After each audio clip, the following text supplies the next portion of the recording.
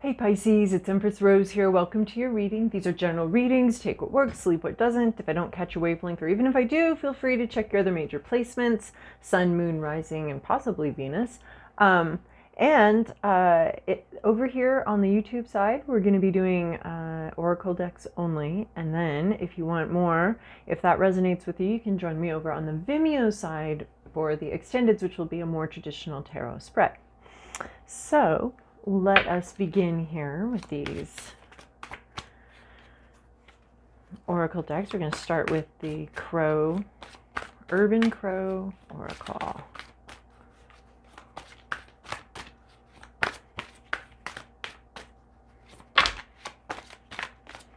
Got a little chunk there.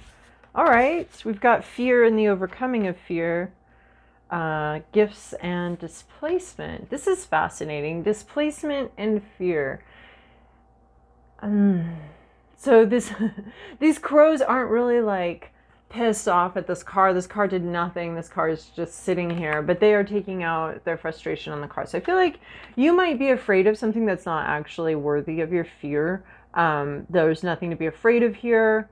And I want to be careful with that because fear is very important, obviously. It's a survival skill. It alerts us to situations that are not for our best good. So there's a sense where fear can hold us back, fear of our own selves, our own inabilities to handle anything that comes at us.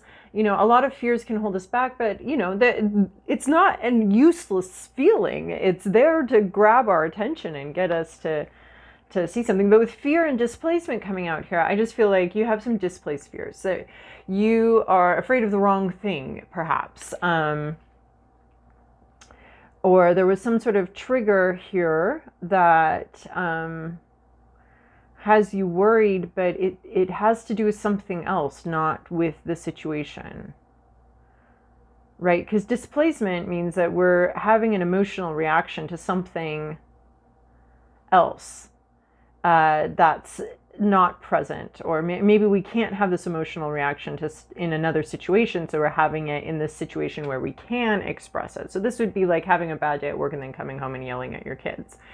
They didn't do anything wrong. They're your kids. You love them. They're just sitting there refusing to do their chores. So but you know, so you take, because you can't yell at your boss, so you push it downhill. You yell at someone below you. Or I knew someone who would intentionally go get a latte just so she could yell at the barista when she had a bad day at work.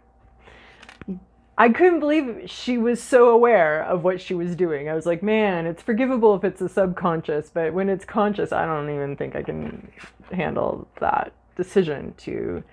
But maybe this is like, you can decide, take your anger out on a dish, break the dish instead of the person or something, like in a controlled way. So displacement could, I guess, be like a intentional decision to, if you can't if you can't express your emotions in one situation, finding a situation in which it's healthy and better and has fewer ramifications to take that feeling out on.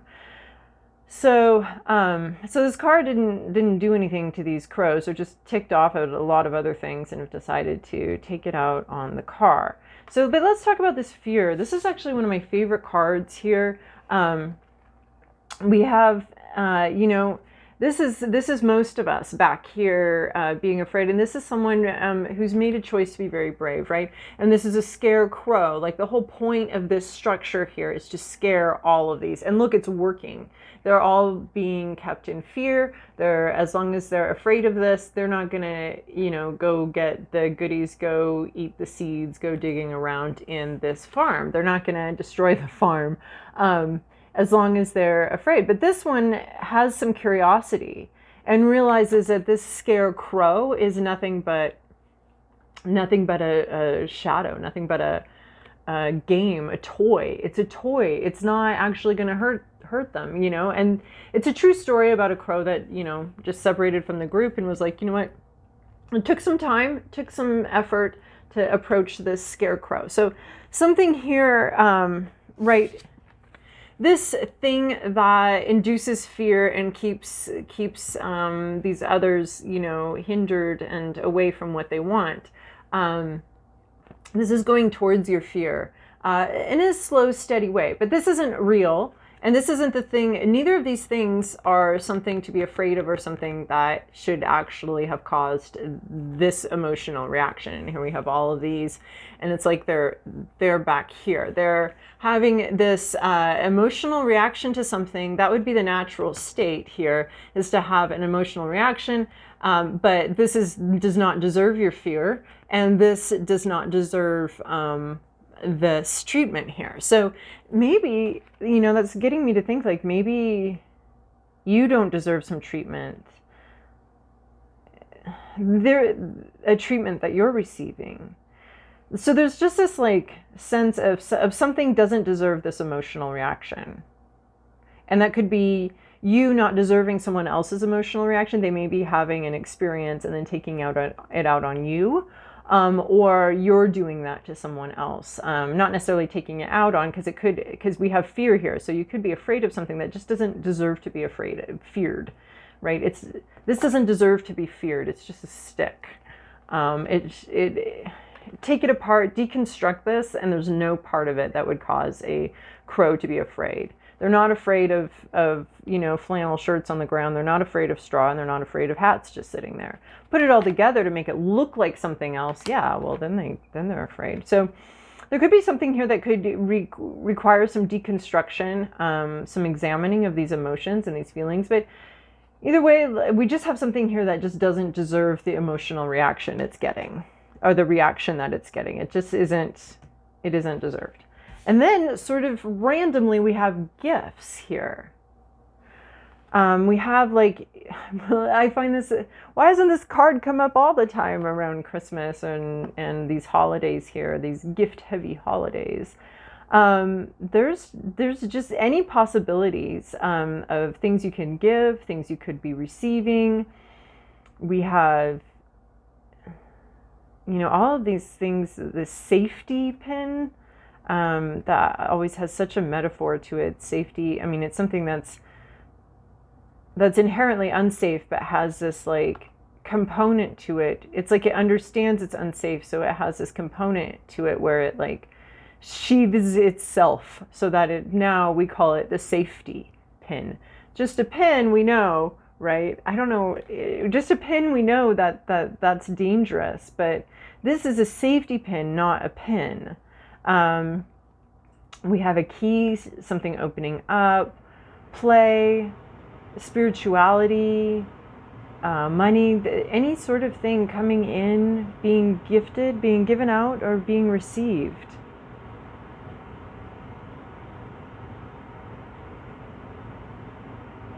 So it seems let's see what the rest of the cards say. All right.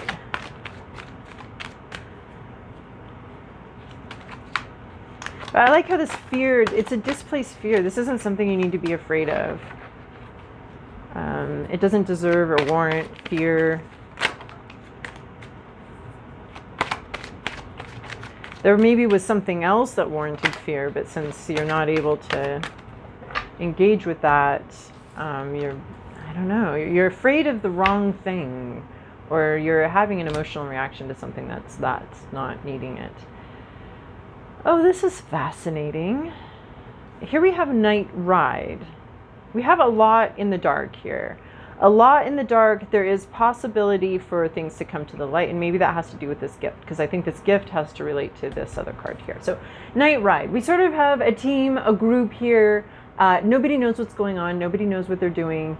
There is a sense of protection, and in a way, like everything is going slow because there's protection, right? Even fog can be protection. Fog can be very, you can't see.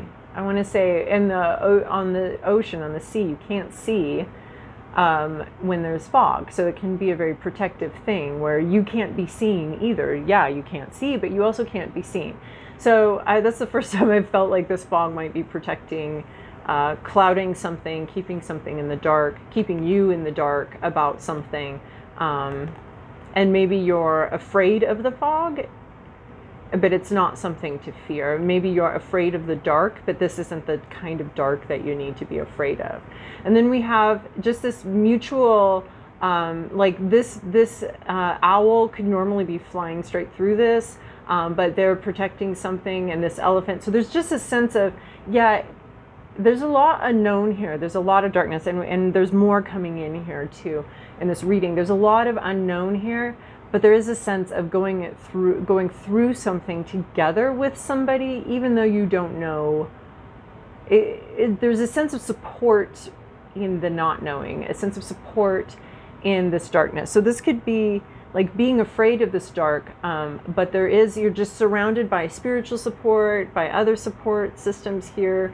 And you can identify with any three of these. There's just a sense of kind of going through something very unknown, and needing to stick close together, and knowing that you're protected through this night ride. It's not the day ride. It's not the morning ride. It's the night ride.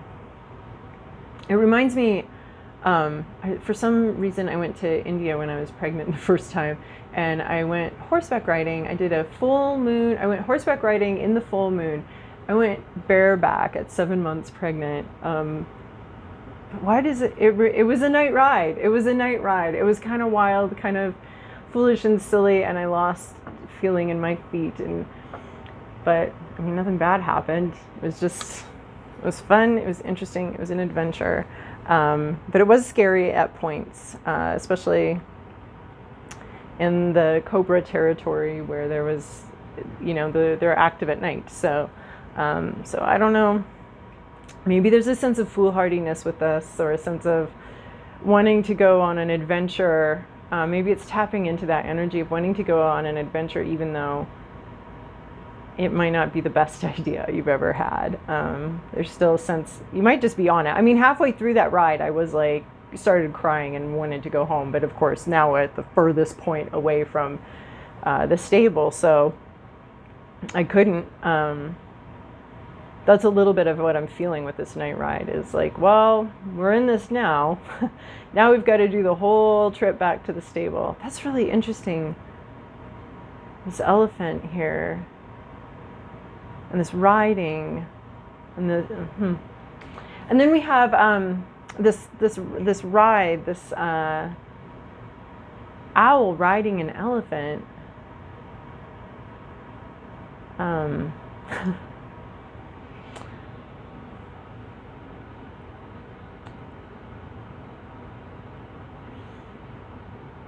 It's just an adventure. And it's kind of entered some sort of no man's land. Like the furthest point, the furthest reaches, the darkest part. I'm getting this don't be afraid. Right? This night ride could be very scary, but you're being told very specifically to not be afraid. And that where you are afraid, it's not needed here. This isn't necessary here. Then we have secrets. Again, things kept in the dark, things kept away hidden from view, right? As with this, hidden from view. You're also not being seen, so there's a sense of you're vulnerable in that you don't know where you're going, but you're less vulnerable in that neither does anybody else. Nobody knows where you are. Like, so an attack isn't likely to happen because nobody knows where you're at, because they too cannot see through the fog and the dark. So then we have secrets here, and this is things kept, away. And then we have this key showing up here in this totally different deck by a totally different artist. We have these keys here. So this could be a gift to opening up a secret. Something could be being kept in secret. That could be this darkness, this secrecy could be causing fear for you. Or you could be keeping something secret because you're afraid of, you're afraid. You might not need to be afraid, therefore the secret might not need to be being kept, and take that under advisement. Secrets are important safety features that we all have and are entitled to access. But this one, the secret we might be talking about here, is one that's not strictly necessary. And you may be given the gift of an ability to open up about something, an ability to share about something. Because we have this key and this gift of opening up. right? And she's climbed up here on this pedestal. She's contemplating it. She's thinking about opening up. And to me, it's a lot about this night ride here of something being kept in the dark, something being kept secret. And usually I see you as the secret holder, but this one has this reading has such a, is it you or is it somebody else? Like, are you the one keeping the secret or is someone else keeping the secret? And they're thinking about giving you the gift of opening up about it, right? Like, are you afraid of something that you don't need to be afraid of, or is someone else afraid of something that they don't need to be afraid of and taking it out on you? Like, there's just like, I'm not getting a clear understanding of what side of the coin you're on. So that could mean, especially with Pisces, that the fears are on both sides. The displaced fears are on both sides of this equation. The secrets might be on both sides of the equation, right? Because I was talking about this night ride as far as like, you can't see, but neither can you be seen. So your secrets are safe, but so is someone else's. And that could be this kind of Hall of Mirrors triggering idea or this, mirroring thing where someone else is doing the same thing as you, keeping secrets, keeping things in the dark, because I keep getting that you can't see where you're going, but also you can't be seen where you're going. So it's going both ways. And then we have day and night, right? So we have this night, we have this darkness, we have this night ride, we have this darkness, and we're still kind of a little bit back there. We have maybe a new beginning and a new thing happening, something brand new, a new dawn. It's in our hands, it's here, we're having a new experience, but our mind is still very much back. Either this can represent depression, anxiety. I would say more depression, more memories of something that was very difficult that you have been through. And now we have this new beginning, but we're having some difficulty embracing it. We can't look at it. We can't really see it because our mind is still in this dark area, in this, in some sort of depression or something like that. It's still affecting us pretty profoundly. So, you want to be like, let the dark go and embrace the day here, the new day. We've got a new dawn. We've got a new day, right? I was just saying, like, this night ride isn't the dawn ride, but it looks like you have a dawn coming in. You have a new thing coming in.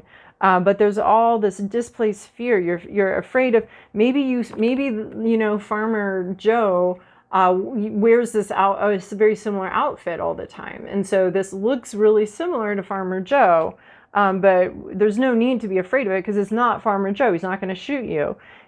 He just looks a lot like Farmer Joe. And so your fears may be displaced, but you may be given an opportunity to open up here. In this past experience with Farmer Joe, maybe having a bit of a difficulty with you opening up, being able to embrace something new here. All right. Akasha, your guidance is divinely guided. So this has started to mean two different things to me. The first is that some of the advice here, maybe even this gift card, you have no idea what's going on. It doesn't make sense, but it will. It will make sense at some point. So put it in your back pocket and keep it as a memory. But also, this is starting to seem to me that part of your path is giving some sort of advice or expressing something that is part of someone else's path. You're being part of someone else's path. There's a sense in which you have, someone's experience with you is guiding them. And I love this because we have this night right here, right? Elephants can't see at all in the dark, but owls typically have more ability to do that. So, I don't know exactly how great they are at seeing in the dark, but I think it's pretty good.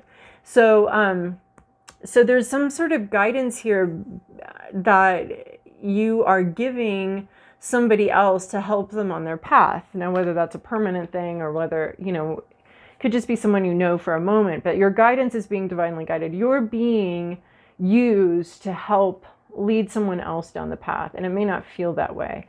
But I also feel like this card is about something else, something specific to this reading that doesn't make sense right now, but will later. Nothing is yet set in stone, mutable moon. Here we have this night ride, this foggy, confusing situation. Nothing's yet set in stone. So if it's confusing, that's why, because there's not a set outcome. There's not A lot of, right, in order to incorporate free will into tarot readings and stuff like that, then we have to allow that other people maybe haven't made up their mind, or there's no predestined place where something is going. There's no predestined place where this trip is headed. It's just, nothing's yet set in stone. There's still a lot to be decided, and maybe other parties are trying to figure some things out, and it all depends on if they're going to be able to figure something out or not. So nothing's yet set in stone. This is one of those things that doesn't have a set outcome to it. But a win-win outcome is forecast, so it could be very good. This is equal give and take, mutually supportive. Full moon in Libra, you know, when something does come fully out or come to fruition, it'll probably be beneficial to all parties involved. And don't let pride get in your way, full moon in Leo. There's many ways that pride could get in your way. But don't,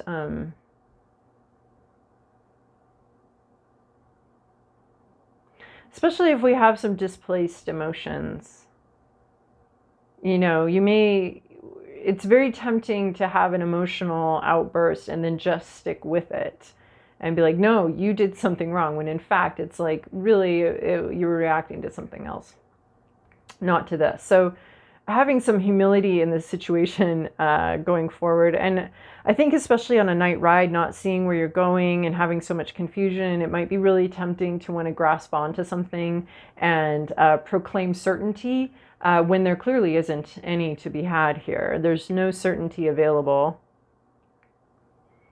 And I feel like, you know, this uncertainty isn't to be feared.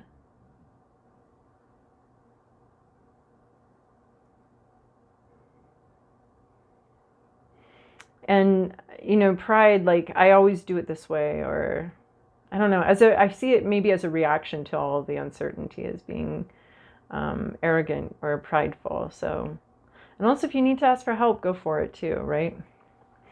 All right, so if that resonated with you, Pisces, join me over on Vimeo. If not, see you in a while.